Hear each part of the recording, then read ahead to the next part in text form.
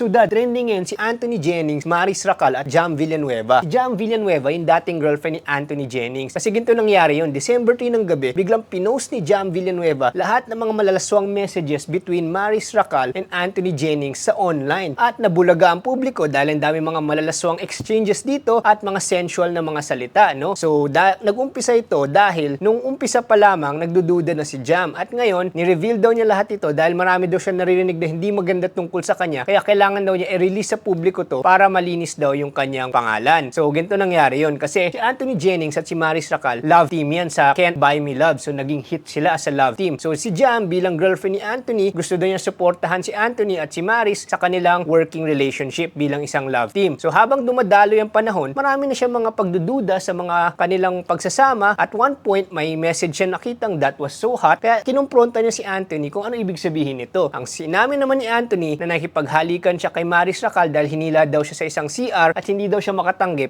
dahil ayaw daw niya masira yung working relationship nila ni Maris. So, dumali ulit ang panahon, marami na naman siya napansin at may nakita na naman siyang naghahalikan sila sa isang eroplano. Siyempre, kinumpronta na naman niya si Anthony and everything. Tapos, marami mga text messages na or mga messages na nakita na mayroon pang binanggit na method acting daw ang ginagawa nila. Ang method acting kasi, ibig sabihin nito, on and off the screen, pinapractice nila yung kanilang mga roles. So, kung love team sila, nagpa-practice pa rin sila ng pagiging love team kahit wala naman sila sa harap ng camera. So anyway, dumaloy na naman ang panahon at on the rocks na daw yung relationship nila since June. Anyway, kinumpronta ulit niya si Anthony several times and at one point sinabi ni Anthony sa kanya na tatapusin na daw niya kung ano yung meron sa kanila ni Maris at di daw niya itutuloy. Ngayon naman sinabi ni Jam, it took her 3 long months before she realized and to accept the reality of the situation. So ano yung mga lessons learned dito at yung fatherly advice? Una, tingnan natin sa pamagat pa lang ng pelikula nila na Can't Buy Me Love. Ito marami ng kahulugan ito, no? Kapag sinabi mong hindi mo mabibili ang pag-ibig, totoo yan, no? Kasi nga ang definition ng love is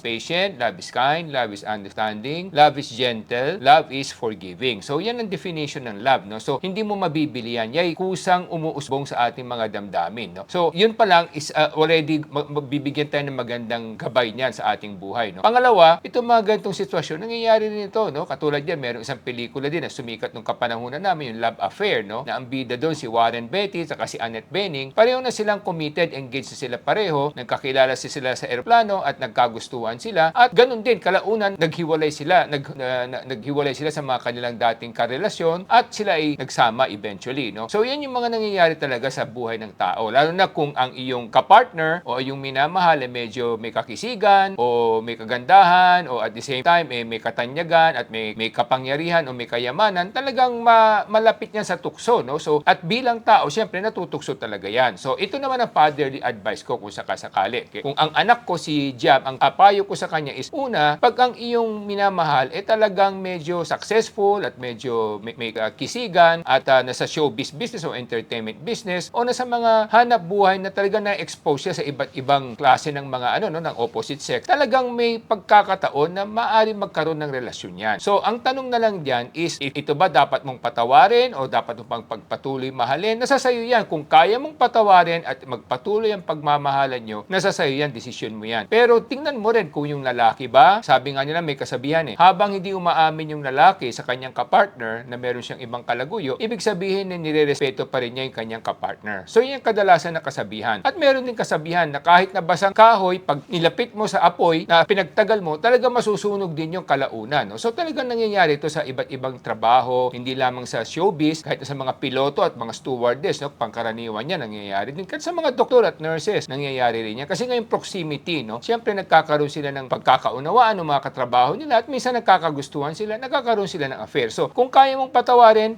mo. Kung hindi, mabuti rin. Pasalamat ka rin. At as early as now, na-discover mo na hindi mo kaya at nakipaghiwalay ka na o naghiwalay na kayo ng landas. At least hindi na kayo naging mas malalim pa yung problema. Kung may mga anak kayo tapos nangyari to, mas malalo pang matindi ang dadaanin mong pighati, no? So yun ang aking payo sa kanya. Pangalawa, syempre, ang payo ko pa rin sa kanya is, kung kaya mo at pigilan ang damdamin mo, mas mabuti na keep the relationship private, no? Kasi pag nilahad mo yan sa publiko, so syempre, bagamat may gali ka, may inis ka, at gusto mong patunayan sa mundo na wala kang kasalanan, na yung kabilang party ang may kasalanan, pero syempre kahit na paano, maapektuhan ka pa rin yan, no? Saka ang relasyon kasi, katulad na sinabi natin, Can't Buy Me Love, it's a private relationship. Hanggat maaari, kung kaya mo, kung ikaw ang anak ko, ang payo ko sa iyo, keep it to yourself and be thankful na as early as now na-discover madiscover mo na hindi mo kaya para makapaghanap ka ng isang kapartner na siguro mas madali mong makakasundo at ito'y opportunity. May kasabihan nga when a window close or a door close, there's another door that would be better. No? So kaya nga, always look for the brighter side of the relationship kung hindi man nagtrabaho. Though, kung ako naman yung ama nung lalaki, ni Anthony, ang payo ko sa kanya is number one, kung yung iyong kapartner o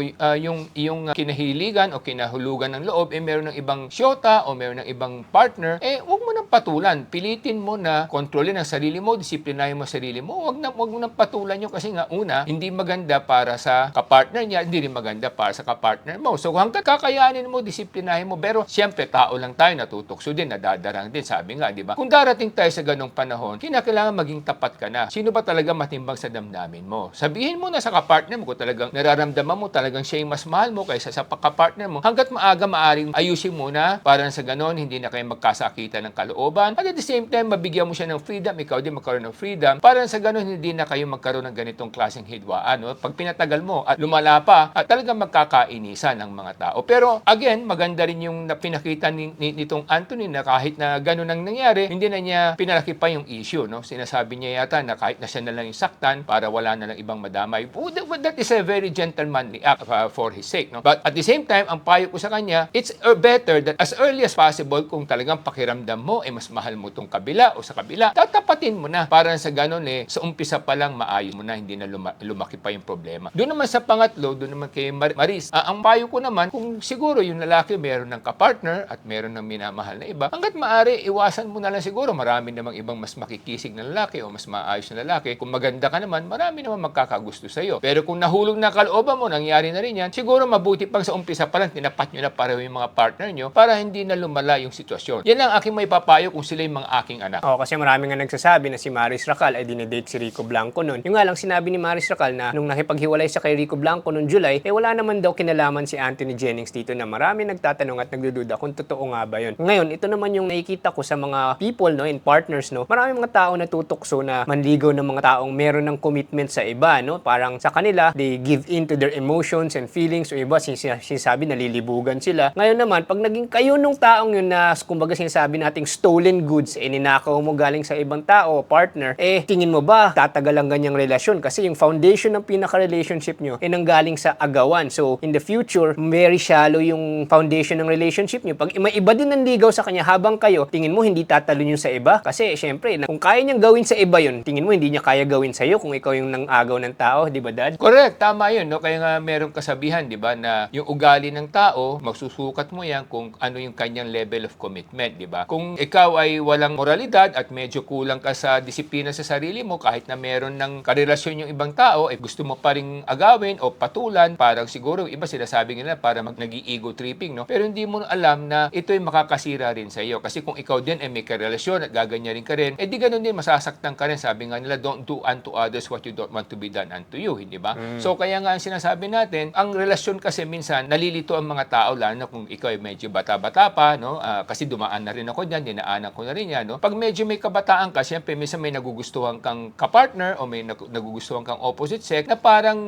nagkakaroon kayo ng chemistry, no? Pero syempre unawain mo rin yung long-term consequence niya, no? Ano yung pananagutan mo rin kung sakasakaling ituloy mo yung ganyang hakbang, no? Lahat tayo nagkakamali, lahat tayo mga tao lamang. Pero syempre dapat tansyahin nyo rin. Kwentahin nyo rin kung ano yung damage niyan sa inyo, no? Kung ano yung mangyayari sa relasyon mo, kung tatanggapin ba ng kapartner mo na may iba kang kalaguyo at kung sino yung mga masasaktan, kinakailangan yan linawin mo at ayusin mo sa umpisa pa lang para at least hindi lumala yung problema. Pero uulitin ko, katulad sinabi mo, na kung meron ng karelasyon yung tao, wag mo nang agawin, wag mo nang patulan. Kasi nga, yan isang hindi magandang halimbawa, hindi lamang para sa mga tao, pero para na rin sa iyo. Kasi nga, pag nakita ng tao na ganyan ang ugali mo, ibig sabihin, isa kang walang disiplinang mamamayan. Okay, so yun yung mga lessons na learn namin for today. Ako nga pala si Engineer Morgan Sayang, yung coach ng bayan. Ako naman po si Michael Sain, yung dad ng bayan.